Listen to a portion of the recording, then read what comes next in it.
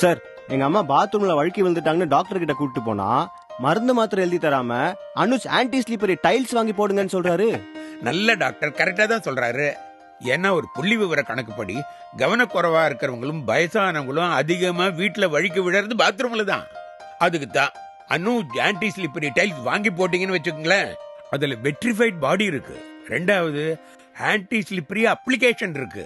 மூணாவது micro projected surface இருக்கு. அதனால கிரிப்பா இருக்கும், வழுக்கவே வழுக்காது. நான் உங்களுக்கும் தான் சொல்றேன்.